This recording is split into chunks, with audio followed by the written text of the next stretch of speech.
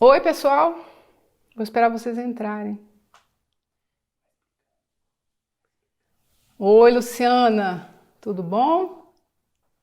Olha, hoje, Remo, Tiago, hoje a gente vai fazer uma... Eu tô filmando com uma outra câmera aqui, então de vez em quando eu vou olhar para outra câmera, tá bem? Tô fazendo a live e ao mesmo tempo tô fazendo uma filmagem da live com uma outra câmera. Carlos, Lucas, bem-vindos todos. Oi, Remo.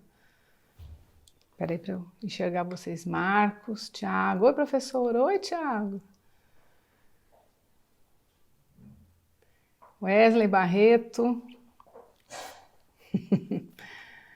Pois é, eu fiz essa pergunta para vocês, se vocês queriam que eu falasse sobre os toques de Bach, e realmente foi assim, uma votação expressiva, né?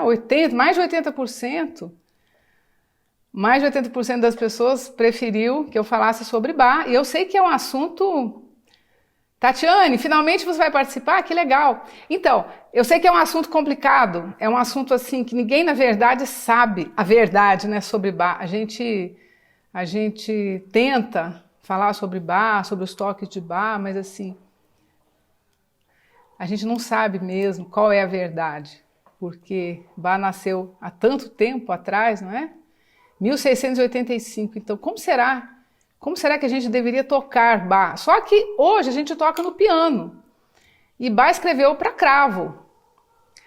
Então, na verdade, a gente não sabe exatamente como que isso seria. Mas assim, muitas pessoas estudaram, muita gente trabalhou, muita gente pesquisou, e eu também estudei, tive professores especialistas na obra de Bach, cravista. Oi, Roberto, boa noite. Falar de Bach é bom. É verdade, é ótimo. Complicado, é um assunto difícil. Mas eu tive uma professora que ela dizia sempre o seguinte: no fim de tudo, tem que prevalecer o bom gosto. Isso é muito interessante.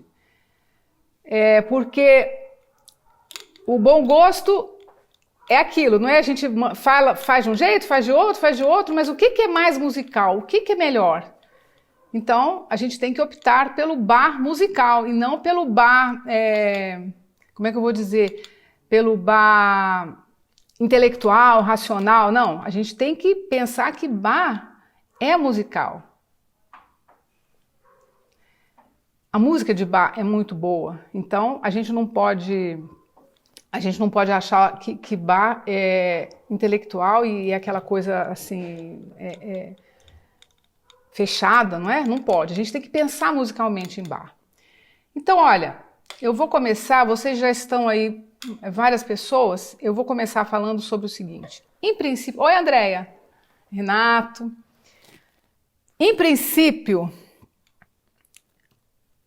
a gente tem que pensar que você tem que considerar duas questões em Bach. Duas questões. Uma, quando você tem graus conjuntos, e outra quando você tem graus disjuntos. E quando você tem notas, figuras mais rápidas e quando você tem figuras mais lentas. Então, isso é super importante. Vocês têm que considerar essas duas situações ao mesmo tempo.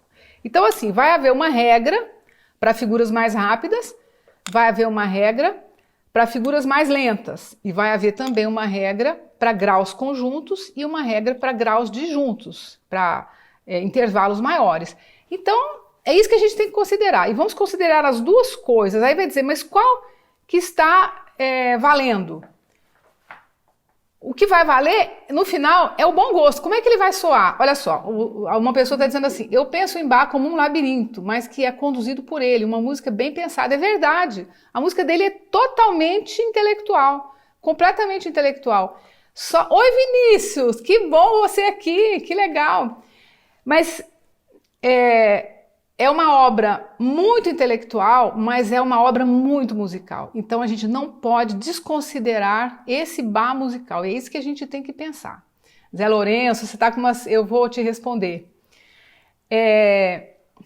Vinícius, que legal você aqui. Então, vamos lá. Eu disse graus conjuntos e graus disjuntos. Então, em princípio, Tudo que for grau conjunto é mais ligado, mais ligado. Pode ser articulado, mas assim, não é um legato, não é um grande legato. É mais ligado, menos desligado. E toda vez que você tiver graus disjuntos, ou seja, intervalos maiores, você tem que pensar mais desligado. Agora, nunca staccato. Staccato não. Eu já até disse, a Andréia está fazendo um comentário aqui, não há como tocar mecanicamente sem que ter sentimento. Exatamente, tem que ter sentimento. Não dá para tocar mecanicamente. Mas assim, a gente tem que pensar, o pianista tem que pensar, tem que ter um pensamento racional, intelectual, tem que ter. A gente não pode achar que a gente vai ficar inspirado e que vai dar uma inspiração e a gente vai tocar muito bem porque ficou inspirado. Isso não. Tem que ser tudo pensado. Agora, a gente tem que considerar a música, isso com certeza. Então vamos lá, eu disse, em primeiro lugar, graus conjuntos. Graus conjuntos, toda vez que você tem uma sequência, isso são graus conjuntos. Quando você tem...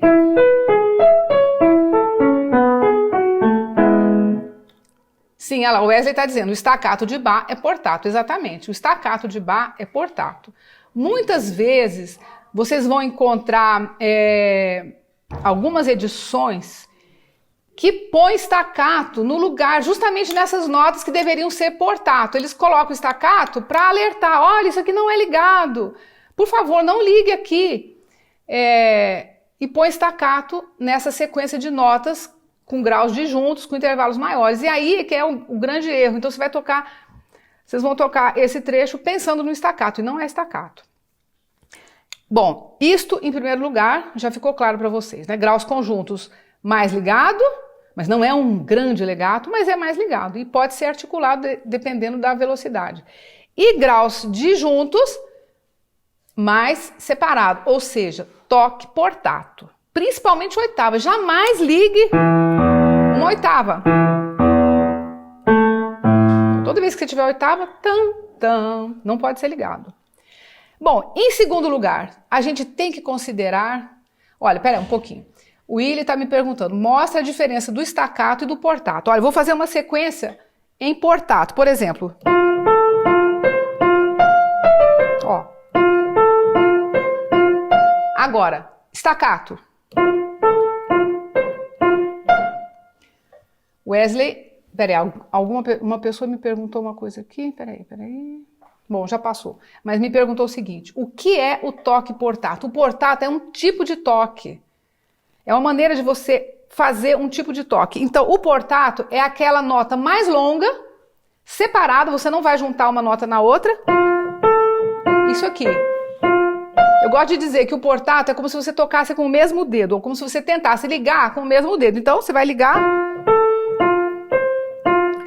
você vai segurar o máximo que você conseguir, vai soltar para poder tocar a outra nota, tocando com o mesmo dedo. Então, dessa maneira... Estou fazendo um pedacinho aqui da invenção número 8.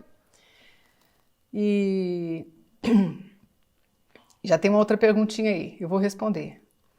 O que são graus disjuntos e graus conjuntos? Graus conjuntos quando você tem uma nota atrás da outra, uma nota vizinha. Dó, ré, mi, fá, sol.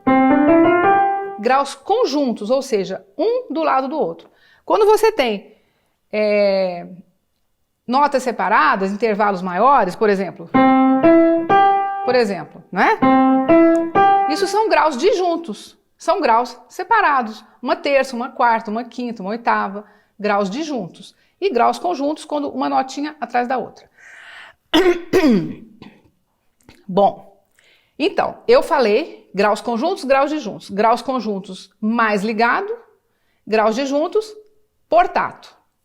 Agora vocês já sabem o que é portato. Deixa eu responder. No Ana Madalena Bach, Irmãos Vitale, os ornamentos vêm escritos em notas e às vezes confunde mais ainda. Exatamente. Algumas editoras trazem os ornamentos realizados, como se fizesse parte da melodia. E o ornamento, na verdade, ele é um enfeite. É como se fosse uma joia, um brinco, um colar. Por isso que chama ornamento. Ele vai enfeitar a sua peça. Então, os ornamentos, eles vêm separados, eles vêm indicados. Então, cada ornamento tem uma maneira de você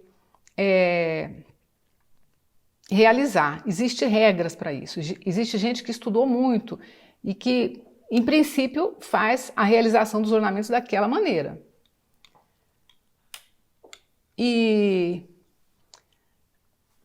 não é legal, não é bom as edições que já vêm com os ornamentos realizados, porque realmente confunde. Você tem que pegar uma edição que não tem o ornamento realizado e você vai aprender a realizar os ornamentos. Bom, eu vou continuar aqui. Agora, figuras mais rápidas. Quando você tem figuras rápidas, o que você faz? Você toca com o toque mais articulado. Mesmo que, olha, aí que é a questão, mesmo que seja com graus disjuntos. Então, existe uma regra que entra em choque. É isso que vocês têm que entender. Figuras rápidas, você toca mais articulado ou mais legado também, pode pensar num ligado, mas não é um grande legato, não é um legato chopiniano, não é isso, mas um ligado bem articulado, quando você tem notas rápidas. E quando você tem notas mais lentas, você também, em princípio, faz o toque portato, com notas mais lentas. Deixa eu ver mais uma pergunta. Tem um pequeno problema em trinados, principalmente na patética de Beethoven. Eu não vou responder essa pergunta agora, só para a gente não tirar o foco aqui do nosso assunto em Bach. Depois, no outro momento, eu respondo, tá bem? Então, eu vou dar exemplo, porque vocês só vão entender se eu der o exemplo. Até pelo motivo de que quando é que eu posso quebrar essa regra? Porque, na verdade, a gente vai quebrar essa regra muitas vezes. Olha, eu vou começar... alguém me pediu para falar sobre Ana Madalena. Eu vou pegar. Isso aqui não é Bach, mas é como se fosse. É como se fosse. São as mesmas regras. Olha só. Esse minueto em Sol maior do Ana Madalena Bach.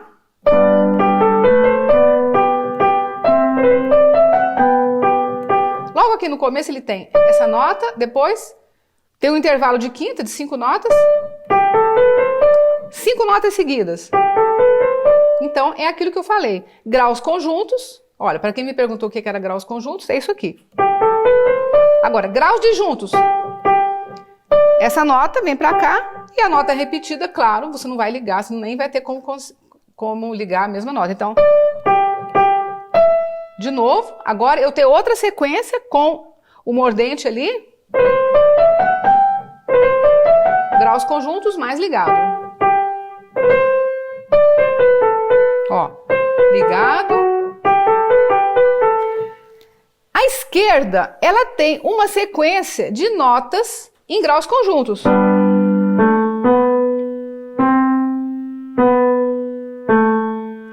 Agora são notas lentas. Então, são valores longos. Aí começa a primeira questão. Eu não falei que valores longos é mais portato, mas nesse caso são graus conjuntos. Então, neste caso, você pode fazer ligado à mão esquerda, olha só, e fica bom.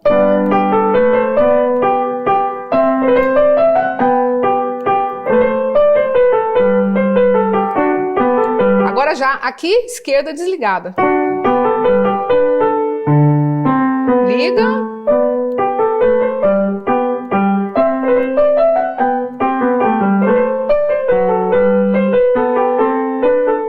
Separa a esquerda, separa, um intervalo de oitava. Ficou claro? É isso, a gente tem que considerar as duas situações e fazer de uma maneira ou de outra de acordo com a situação e de acordo com a musicalidade da peça em questão. Eu vou fazer uma outra. Deixa eu ver.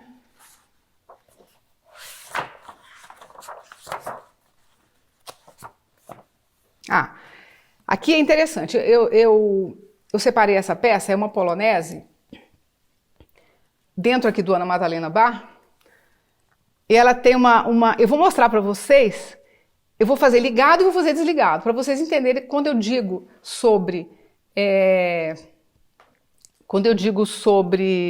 você poder fazer ou não e decidir. Vamos lá.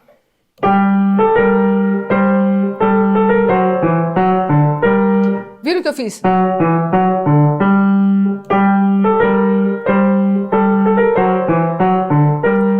Eu fiz desligado, fiz portato, mas, na verdade, esse Fá é um grau conjunto do Fá para o Mi, depois para o Fá, depois para o Ré tem um grau de junto. Mas olha só, eu vou fazer agora ligado e vocês vão me dizer como que ficou melhor. Vou ligar à esquerda, ó.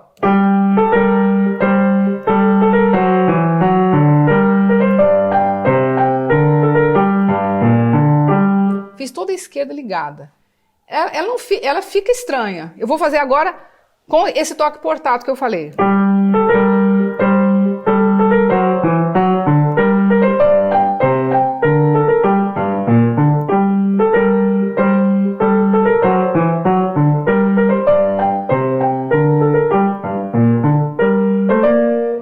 Perceberam? Em alguns momentos, realmente fica claro que não fica bom o ligado.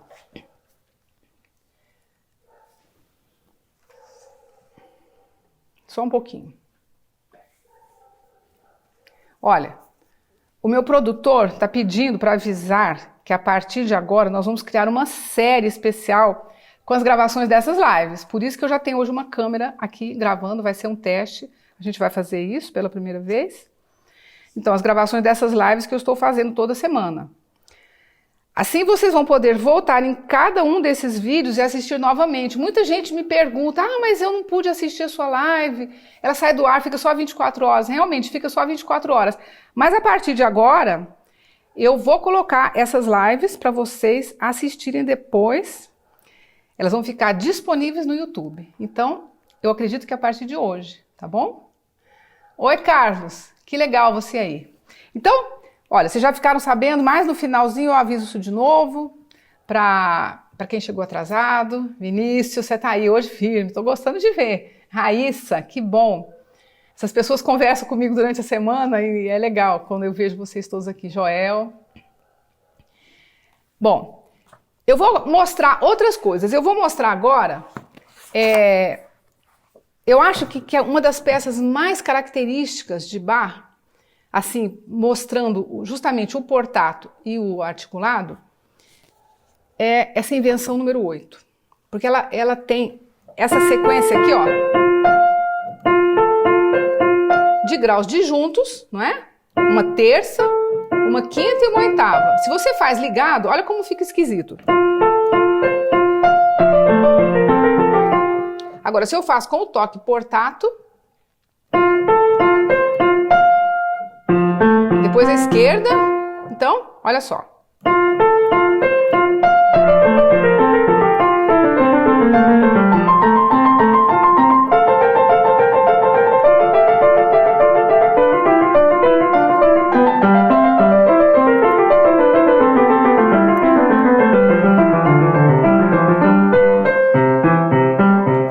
E toda a sequência de semicolcheias articulado, bem articulado. Não chega a ser um legato, não é um toque legato, mas é como se você ligasse, você emenda as notas com naturalidade e isso é o toque articulado. Então, essa invenção aqui é muito clara, ela deixa muito claro toque portato e toque articulado. Então, muitas vezes vocês vão ver que essa decisão em Bach é muito boa. Quer dizer, eu vou fazer o contrário, olha, eu vou ligar os graus disjuntos e vou fazer staccato. Staccato não, eu vou tentar fazer articulado as notas rápidas. Olha como fica estranho.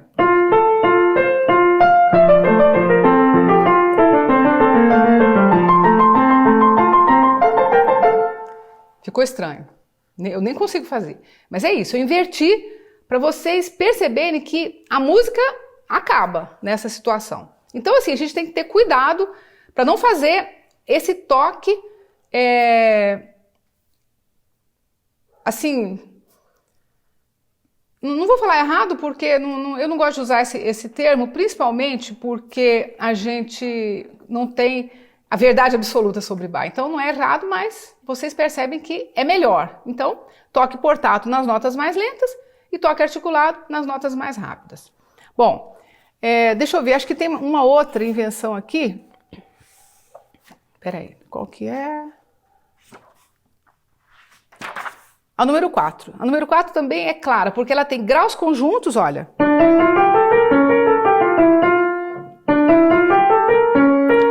Desse Dó sustenido para o Si bemol, é um grau disjunto, não é um grau conjunto, mas você não vai fazer um portato no meio dessa sequência de semicolcheia. Então olha só. Se eu fosse levar a regra ao pé da letra, né, separar toda vez que você tem um intervalo, ficaria assim.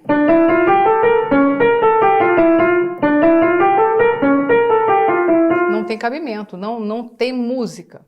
Ah, o Ré é muito estranho mesmo, estranho. Então...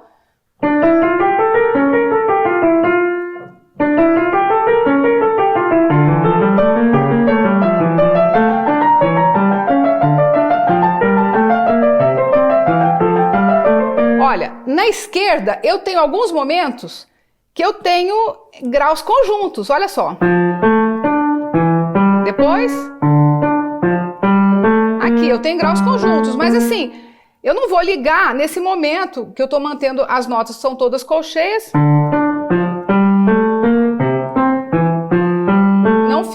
Não fica bom, então olha só. Vou ligar agora para vocês verem.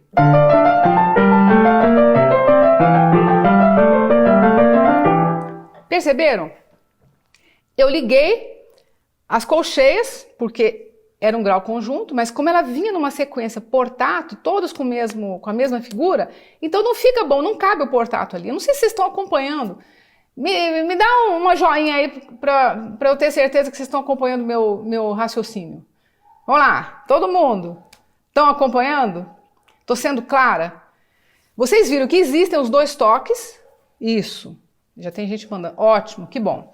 Existem os dois toques, não é? A gente tem que escolher um toque, tem que partir do princípio. Ô Vinícius, você também, que legal. Você tem que partir do princípio que existe uma regra, mas que a regra pode ser modificada de acordo com a situação. Ó, que ótimo. Eu vou dar mais um exemplo. Ah, tem um exemplo clássico também, aqui nas Invenções a Duas Vozes, que quebra com essa regra completamente. Clara como água, que bom. Olha, vamos quebrar a regra agora completamente. A invenção número 6. Ela tem as notas lentas, não é? As colcheias, em graus conjuntos. Olha só, aí a gente já tem, não é? A gente já tem uma questão aí. Vai fazer toque portato ou vai fazer ligado? Temos notas longas, que seria, em princípio, portato. E temos graus conjuntos, que é isso aqui. Aliás, graus conjuntos nas duas mãos. Então, olha só.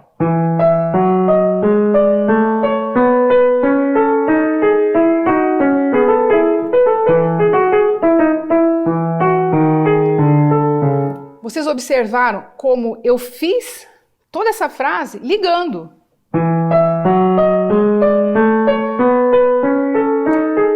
São graus conjuntos, são notas longas, mas eu optei por fazer o legato, porque são graus conjuntos, mas elas são lentas, não importa. Olha, vou fazer portato, porque elas são lentas.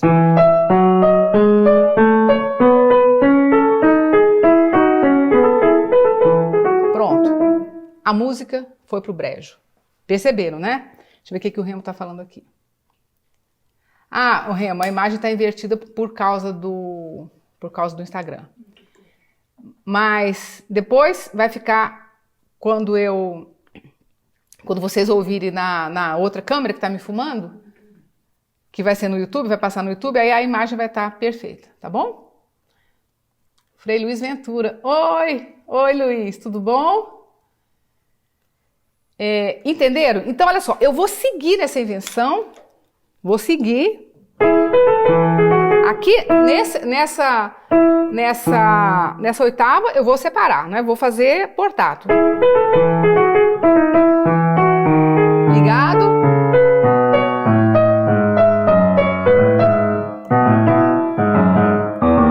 Eu faço assim, tarará, separo.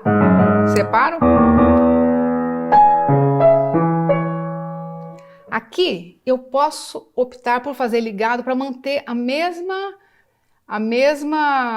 dinâmica que vinha no início, apesar de que são notas longas e apesar de que são intervalos grandes. Olha só, eu podia fazer. acho que não fica bonito. Então eu prefiro... Já na direita, eu faço portato, apesar de que são notas mais rápidas. Tudo a favor da música. Então vamos lá? Ligado, portato, ligado.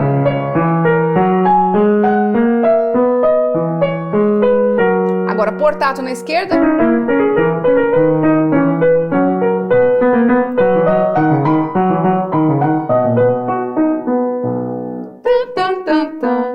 Apesar de ser nota mais rápida, eu vou fazer portato. Vocês entenderam? Que no fim a gente considera a música. Tem que ser considerada a música. Como que ela fica?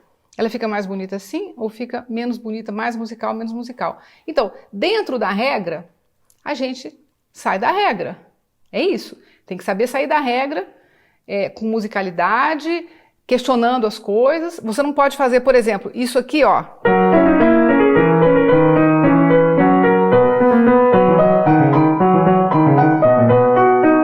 Tudo ligado que fica feio.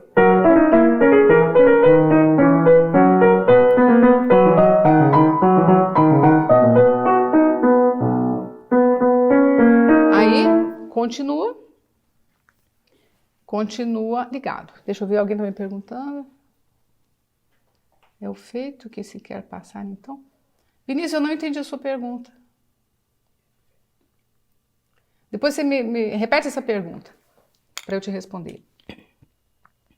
Bom, vamos continuar. Eu fiz aqui as invenções, agora eu vou mostrar para vocês... Espera aí. Eu vou mostrar alguns prelúdios. Prelúdios do cravo bem temperado. Olha, esse prelúdio é aquele em dó menor. Ele é muito articulado, ele é todo articulado. Então, olha só.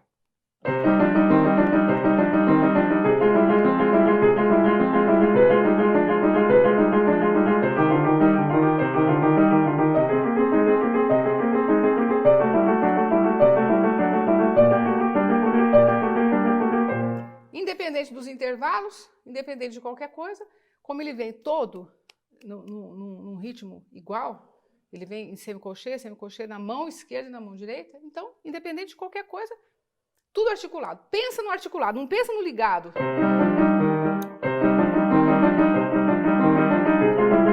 E não pensa no solto, no portato, que não fica bom, ó. Por quê? É muito rápido para você fazer o portato. Então, o portato não vai funcionar. Esse prelúdio é lindo mesmo, Andréia. O portato não vai funcionar. Mas já ouvi execuções bem confusas. É porque tem que trabalhar mais, tem que estudar, tem que fazer aquelas coisas que eu falo, estudar com ritmo. Deixa eu ver, o Vinícius está perguntando, a questão da execução da música vai ser determinada pelo efeito que queremos passar na apresentação da mesma. Você tem Vinícius, você tem toda uma estrutura musical, você tem toda uma história de estilo, tudo. Mas, no fim de tudo, você extrai a essência, que a essência é a música. E eu sei que você é uma pessoa muito musical, então essa essência é o que fica. Então a gente tem que realmente pensar em fazer tudo que tem que ser feito, né? Desde o começo, nota certa, ritmo certo, articulação certa, como é que Bach queria, como é que os professores dizem, como é que é o estilo de Bach. A hora que você passa por tudo isso, o que sobra? A essência. E essa essência é a música. Então a gente tem que pensar sempre dessa maneira. Isso que no final vai... Agora, não pode ser uma essência sem estrutura. Então a gente não pode achar que, porque a gente tem vocação musical, ou tem talento, ou tem sensibilidade, então não precisa estudar, porque tudo que fizer vai ficar bom. Não, e você sabe, né, que você canta, você tem uma voz muito boa, então você sabe que é difícil cantar, tem técnica, tem jeito para cantar, tem que estudar, então você sabe disso. E no final, a essência é que fica, e é isso que está certo. Ah, Patrick está me fazendo uma pergunta boa. Pode-se dizer que a escolha do toque também está associada ao andamento? Claro, exatamente. Porque tem toque que não fica bom naquele andamento, X ou Y. Então, isso também é uma questão. Você não pode fazer um portato numa coisa muito lenta que vai ficar e some a nota. Então, não pode. O Carlos está me perguntando, o pedal é aplicado somente na primeira nota com acento? Sim. Olha, você pode, Carlos, fazer o pedal assim, olha, no primeiro tempo e depois no terceiro. Tararidaridarida, tararida. Um pedal curto junto com a primeira nota, sobre o tempo. O pedal direito sobre o tempo, mas assim, como se fosse um acento mesmo. É um toque, é o que eu chamo de pedal sobre o tempo. Pedal sobre o tempo. Então, esse pedal tem que ser junto com a nota. Não pode ser antes, não pode ser depois. É junto. Deixa eu ver. Ah, deixa eu dar um aviso. Para você que está assistindo aí pelo YouTube, se você gostou desse conteúdo, se esse vídeo foi de alguma forma útil para você, clica no like aqui embaixo e se inscreva no meu canal. Isso é muito importante para eu saber se eu continuo fazendo mais vídeos como este, tá bom? Então se inscreva, dê um like e deixe suas dúvidas aqui nos comentários, tá bem? Gente, obrigada. Eu fiz eu falei isso para o pessoal que vai me assistir no YouTube, inclusive vocês. Quando vocês assistirem no YouTube, vocês me deem esse like. Se inscrevam no meu canal, façam comentários e vocês vão saber que vocês estiveram aqui comigo ao vivo nesse dia, nesse primeiro dia de YouTube das minhas lives. Vinícius, imagina, é um prazer. Você sempre foi um ótimo aluno. E é um prazer que você esteja me assistindo aqui. Você tem uma voz muito boa. Deixa eu ver. Tá tanto no YouTube quanto no Instagram? Olha, é o seguinte, no YouTube, Alex, no YouTube nós estamos filmando essa live com uma outra câmera. Aí a imagem não vai sair invertida, vai sair bonitinha. E vamos passar isso aqui no YouTube. Agora, no Instagram, ela só acontece aqui ao vivo e depois ela fica 24 horas ali no mesmo lugar que vocês veem os stories. Naquele mesmo lugar, essa live, a hora que terminar, eu publico e ela fica durante 24 horas. Então você pode assistir aqui pelo Instagram. E depois vocês vão ver, eu não sei quando é que vai ser colocado no YouTube, mas essa semana, né? Tá bom. Meu produtor está dizendo que essa semana vai para o YouTube. Obrigada. Muito obrigada, gente. Que bom. Então, eu vou continuar aqui. Deixa eu ver. Aqui eu já vou dar um exemplo da fuga. Olha, um exemplo justamente sobre essas articulações, esses toques em Bach. Essa fuga, número 2 desse prelúdio, ela começa assim.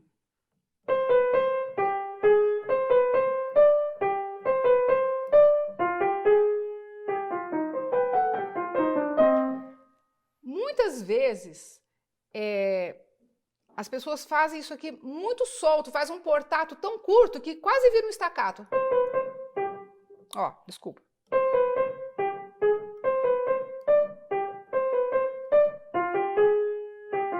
Vocês percebem que fica uma sonoridade assim, pobre de intenção. Fica muito superficial.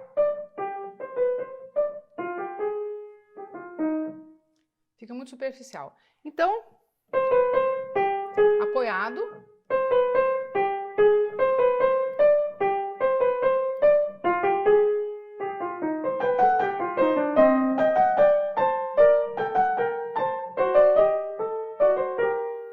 Perceberam? Quando você tem mais intervalos maiores, você faz portato, mas faz um portato mesmo. Bem apoiado. O portato, você quase vai ligar e na hora de ligar você separa. Assim que é o toque portato. Na hora de fazer o ligado, você não faz, você separa. Tá bom? Deixa eu ver. Peraí. Eu separei mais. Tá aqui.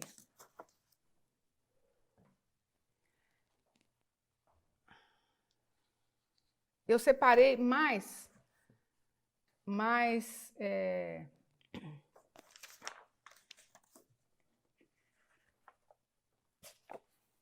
um prelúdio aqui do segundo volume. Deixa eu ver. Ah, tem um interessante aqui, que é o primeiro prelúdio do segundo volume. Deixa eu ver aqui. O Patrick. Quais príncipes a senhora considera os melhores intérpretes de Bach? Olha, nem sei. Não consigo te responder essa pergunta. Não sei. Eles são muito, assim, cada um toca do seu próprio jeito, né? Assinam. Então, assim, eu acho difícil você ter Tem vários pianistas, inclusive o Glenn Gould é o mais famoso. Ele tem coisas maravilhosas, mas ele tem coisas assim que ele faz muito rápido, tem coisa que faz muito lento. Então são essas questões, que é aquilo que eu falei, ninguém tem uma verdade, não é? Mas assim, tudo que ele faz é muito bom. É muito bom. Eu vou fazer o primeiro prelúdio do segundo volume, que olha só, é um prelúdio que parece um prelúdio para órgão. Então, eu optei por fazer ele mais ligado, mesmo ele tendo intervalos maiores. Ele tem, logo aqui no começo, olha,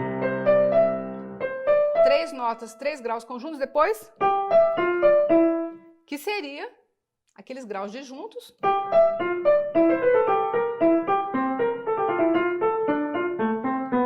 Eu não gosto, eu não consigo fazer isso assim.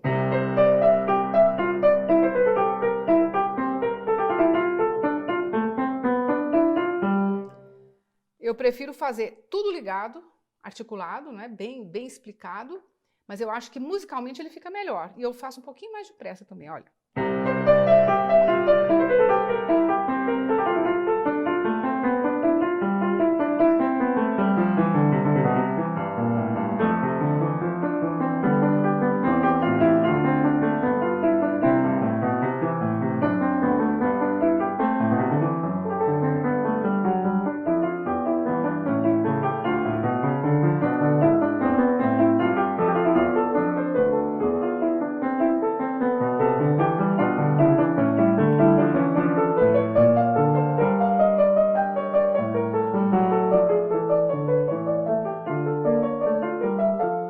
E assim continua.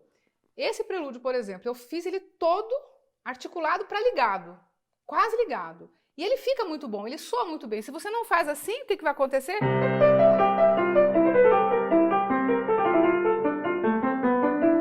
Eu acho que ele fica com uma intenção fragilizada. Musicalmente, eu acho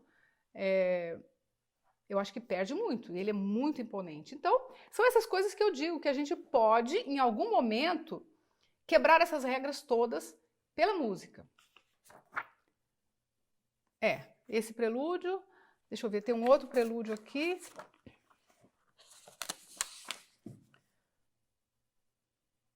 Cadê?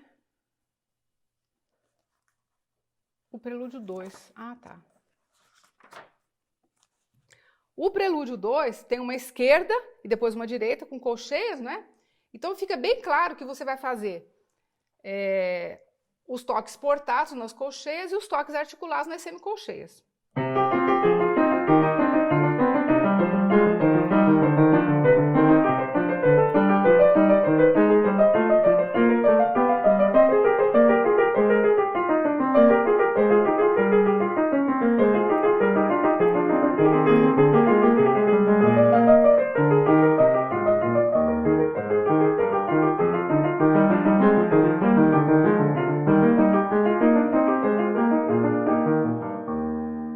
Perceberam? Então fica muito claro. Aqui não tem muita dúvida. Graus conjuntos e notas rápidas mais articulado e graus disjuntos, colcheias mais lentas, portato, toque portato. Tá bom. Gente, eu já falei bastante. Como eu disse, em princípio, a regra é essa. Quanto tempo a gente tem? Em princípio, a regra é essa. Agora, como a gente vai quebrar essa regra? Como a gente vai usar essa regra, é uma questão de você se aprofundar mais na obra de Bach. É importante você conhecer, você perceber Bach musicalmente.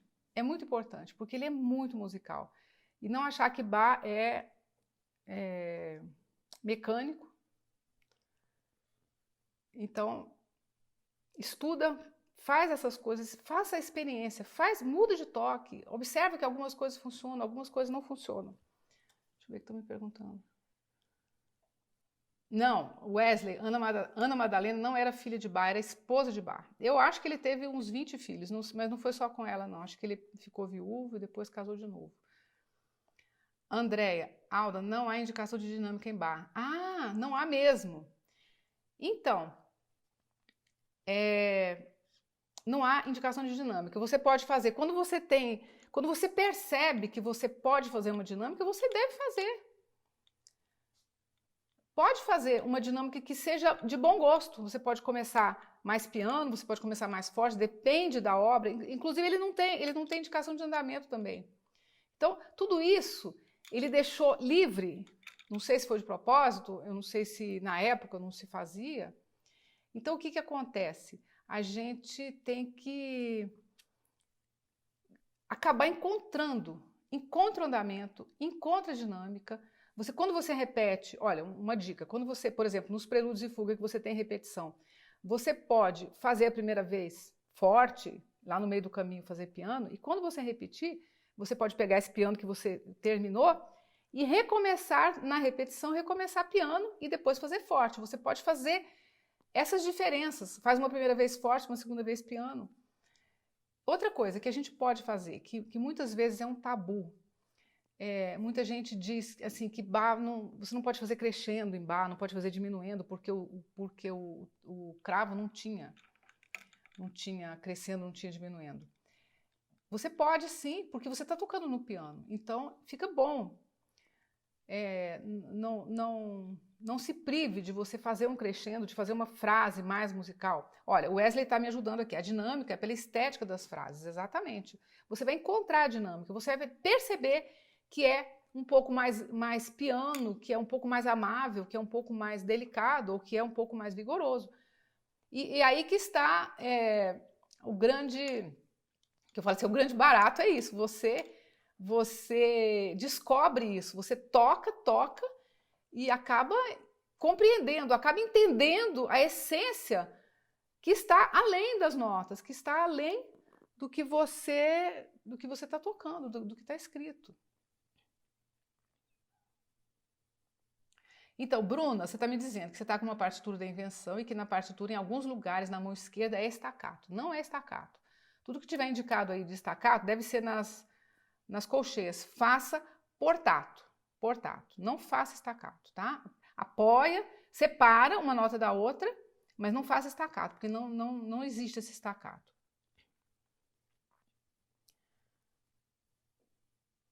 O pedal também dizem ser proibido. André não concorda que o pedal é proibido. O pedal não é proibido. Existe pedal no piano, a gente está tocando piano, então a gente pode usar pedal sim. O que não pode é usar um pedal para embrulhar tudo. Olha, eu vou pôr um pedal aqui naquele prelúdio mesmo que vocês falaram, ó.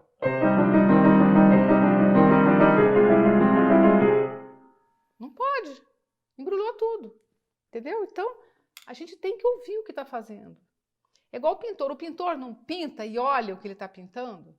Como é que ele conclui?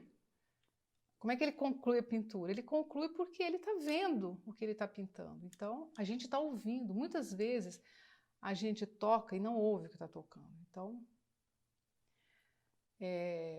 isso atrapalha.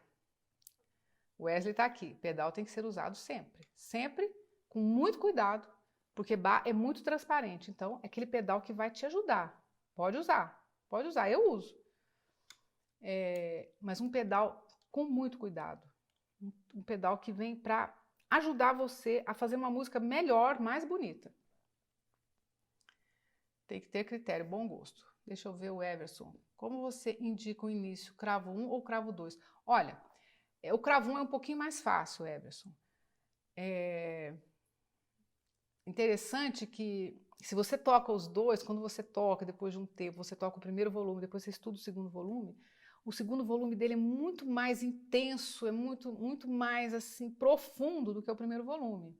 Olha, vamos comparar o primeiro prelúdio do primeiro volume com o primeiro do segundo. Ó, o primeiro é esse aqui, que é aquele prelúdio mais simples, né?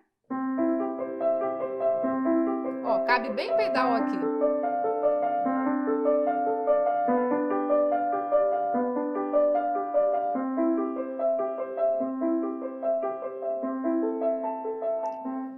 Olha que simplicidade, ele usa apenas acordes e ele quebra os acordes.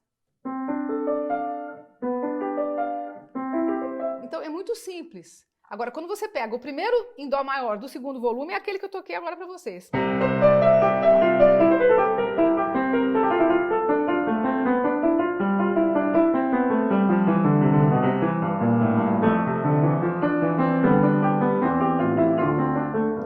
Vocês percebem que é muito mais intenso, então já é um bar mais amadurecido do que aquele bar que fez o primeiro volume, o primeiro prelúdio. E todos são assim, se vocês forem comparando, é muito interessante você fazer numa tonalidade e fazer o segundo volume na mesma tonalidade. Vocês vão percebendo que ele, parece que ele não se conformou com o que ele fez no primeiro volume, ele resolveu fazer tudo de novo, e isso é uma maravilha. O segundo volume é maravilhoso. Agora, comecem com o primeiro, porque para começar direto com o segundo poderá ficar difícil. Então, comece com o primeiro volume. O Remo está me perguntando qual seria a ordem dos estudos da obra de Bach. Olha, eu sempre digo, comece com Ana Madalena, que é o mais fácil, apesar de que não é tudo de Bach, quase nada ali é Bach, mas é como se fosse. Depois do Ana Madalena, se vocês quiserem fazer aqueles pequenos prelúdios e fuguetas, tem um livrinho, 23 peças fáceis, existe uma edição aí com esse nome. Antes de pegar as invenções. A Gleiciane dizendo que o marido dela faz um excelente pedal. Faz mesmo. O marido da Gleiciane é o Davidson Miranda, ele é um excelente pianista e ele usa um pedal maravilhoso. Ele nunca põe pedal demais, ele põe o pedal ideal, que é isso que é importante.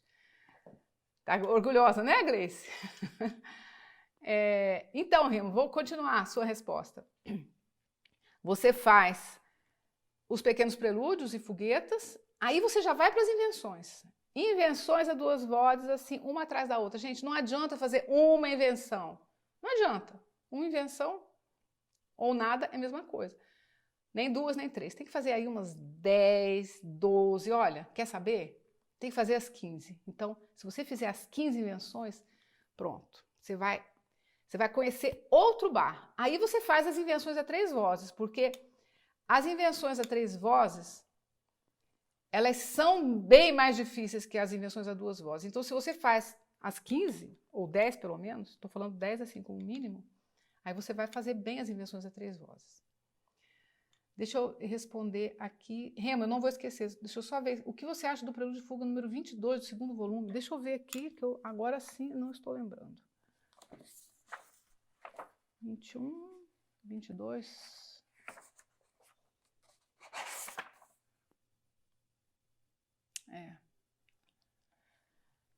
Sabe por que ele é difícil? Por causa da tonalidade, não é?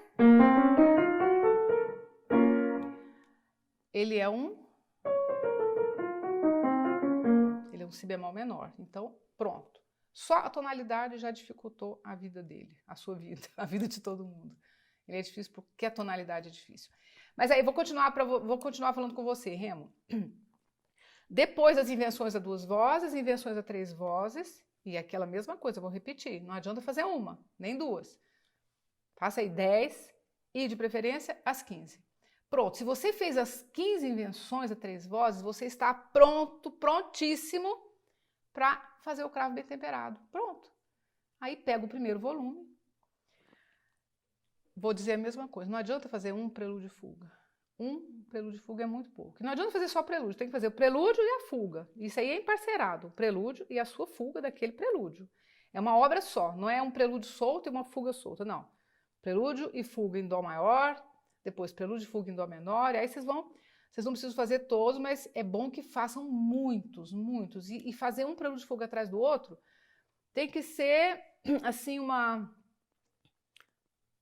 para o resto da vida. Tem que ser como é que a gente fala? Eu não estou conseguindo lembrar da palavra. Tem que ser um hábito para o resto da sua vida. Tem que ser uma meta de vida, né? Vou fazer, durante a minha vida, eu vou fazer os 48 prelúdios de fuga. Então, faço um, faço outro, pronto. Nunca mais para de fazer. Agora, onde é que entram as suítes inglesas e francesas? Aí, Wesley. Onde durante os prelúdios de fuga, você pode começar a fazer as suítes. Eu não aconselho as suítes antes. Eu não aconselho elas, por exemplo, depois das invenções, porque elas acabam ficando pesadas.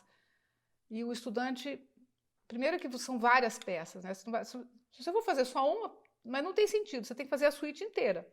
Então, eu acho que elas ficam um pouquinho pesadas, elas são longas, as peças são longas, então tem 6 peças em cada suíte. Então, eu acho que quando você já estiver nos prelúdios de fuga, aí sim, você pode, de acordo com a sua vontade, com o seu gosto, se você gostar. Projeto de vida. É isso, Remer, essa é a palavra que eu queria. Projeto de vida, obrigada. É isso aí, projeto de vida. Uma vez a gente fez aqui na escola de música, o Remo lembra, nós fizemos os 48 prelúdios de fuga, de Bach. Fizemos em 4 dias, fizemos 12, 12, 12 e 12.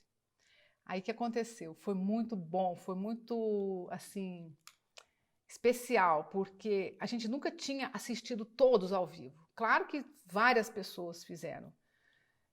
A gente teve a ajuda de todo mundo, de professores e de alunos, que tocaram, então cada um tocava na ordem, né? Dó maior, prelúdio de fuga em dó maior, aí prelúdio de fuga em dó menor, prelúdio de fuga em dó sustenido maior, prelúdio de fuga em dó sustenido menor, todos.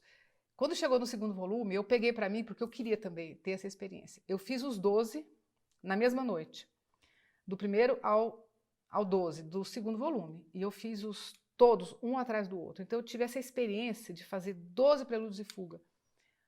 Leva 70 minutos, cada 12. Por aí, mais ou menos 70 minutos. E eu fiz os 12 sem parar. Olha, foi uma experiência, assim, incrível. Então, o meu conselho é o seguinte, façam 2 seguidos, depois façam 3 seguidos, 4 seguidos, 5, até vocês chegarem nos 10, nos 12, até vocês chegarem nos 24 prelúdios depois. Porque, olha, dá uma consciência sobre a obra de Bach que você não consegue ter antes de você passar por essa experiência. Eu fiz 12, André, eu não fiz todo, eu fiz 12. 12 é um quarto da obra, né? Mas assim, eu fiz 12. E é claro que eu sei outros, assim, eu sempre estudei muito Bach. E eu fui educada obrigatoriamente, tendo que fazer Bach o tempo todo. Então, meu professor nunca deixava a gente ser um prelúdio de fuga. Prelúdio de fuga era sagrado, tinha que ter. Acabava um, pegava outro. Acabava outro, pegava outro.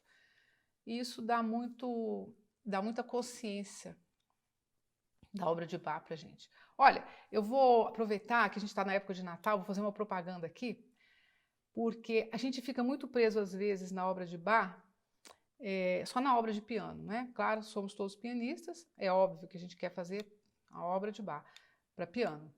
Mas se vocês puderem ouvir as obras de Bach para coral, ele tem uma obra, agora sim, oportunamente no Natal, ele tem as cantatas de Natal e ele tem o Oratório de Natal, que é uma obra maravilhosa. Então, se você... É muito grande, são 3 CDs, então não sei nem quantas horas, deve levar umas 3 horas o oratório todo.